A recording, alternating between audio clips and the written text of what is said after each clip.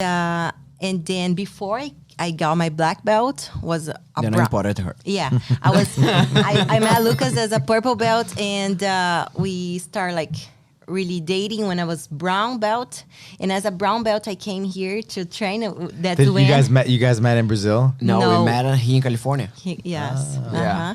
At one of the One big tournaments? Yeah, one of the tournaments. And after that tournament, I was a brown belt. I came here to your school. That when Lucas was teaching the whole week, and after we went to Texas, and I was supposed to stay 2 months in Texas to like stay with Lucas training. At first, I was supposed to stay 2 weeks. Then I convinced you to stay 2 months. And then I stay 6, and then I came back to Brazil on to get my stuff and come back.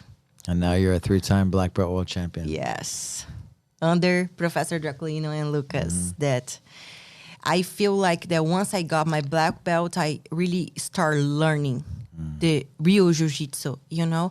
Before, I was a really good competitor because I had all those professors in different cities, but my game was really like to win. You know, I had like a really good game to make the point and win the fight when I was purple and brown belt. And when I got my black belt, I wanted to learn all the basics, all the defense, like we are doing now, getting out of our comfort zone, you know, always trying to learn new things and adapt. So this made me realize how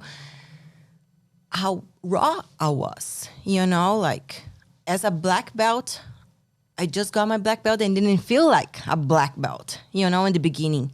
So I started going in the fundamentals classes, all the classes. I wanted to learn the real jiu-jitsu because I wanted to be an example on the mat, you know. I wanted complete game. A complete game. I wanted to get respect from the people and understand the jiu-jitsu that I was taught and be able to teach, you know.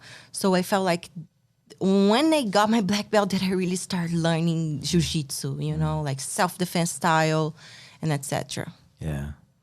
Yeah, amazing. Yeah. One of the best for me, the best teacher, Draculino in the For world, sure. you know. The most champions. I mean, Not only on the mat, he's an amazing life coach as well, you know, because he teaches life skills, not only jiu-jitsu, you know.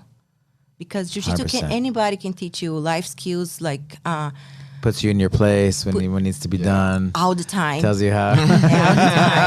Yes. On the beginning, he was more like, if I did something wrong, he would blame Lucas and then a little bit me. Yeah. Yeah, now he feels really comfortable blaming me too. Here, I think he already made me feel like a daughter. Do you remember your first tournament, Lucas? My first tournament? Yeah. Yes, I actually do. Was the Minas Gerais State Championship. Mineiro. Yeah. Tournaments, yeah. I was really skinny, right? And then there was only a kid that was ultra heavy, right? And then they put me against that kid, you know, and very opposite to the game that people know of me, you know, mostly at least. I did a double leg. I passed the guard, and I went for a katagatame. It was illegal on the... No, it was legal. It was legal? Yeah. Yeah, now it's illegal. For kids. For kid, yeah. At the time, it was legal. And then I did a katagatame, you know, and I remember even I was on the other kid's right side. I lock it up on the left, then I jump to the other side. And all that, and my uncle was actually coaching me, you know, and he just, I had the katagatame, but the kid wasn't tapping, you know. And then I noticed, and then my uncle noticed that I had my hip high. And then he told me to glue my, well, at the time, you know, like things were a little more open to talk, right? So he just yelled for me to put my, how do I say it, my junk on the mat, you know, and that it would work out. And the moment that I did, the kid tapped, you know, and that was it. That was the first tournament. Nice. Yeah. Nice. You were what belt? The one I was white. White belt. Yeah. You were a kid though. Yeah. Oh, okay. So you competed a lot when you were a kid. Mm-hmm.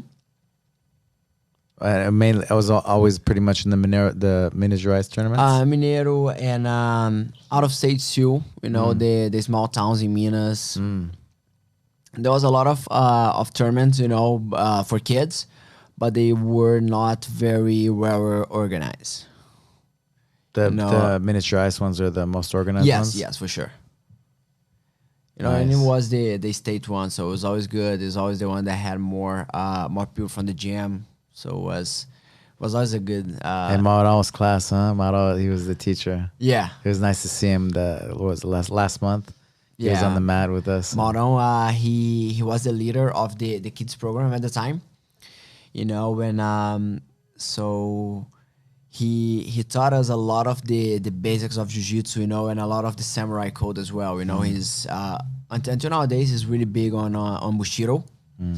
You know, and my first contact with the Book of Five Rings and Bushido was actually through Mauro when I was a kid, because I saw him. He was reading this book, and it was the Book of Five Rings, and I asked him what it was, and then he briefly explained to me, you know, and that thing got into my mind, but it wasn't until like years later that I actually got it for me to read, you know, and it had a huge impact on me. How old are you when you read the book? I think I was probably 12. Wow. Yeah. Oh, serious kid, huh? Serious Yeah. 12-year-old. That's pretty cool. Nice. Yeah, I think being around so And many. like Felipe Pena was in that class, but that was before your time, huh? Yeah.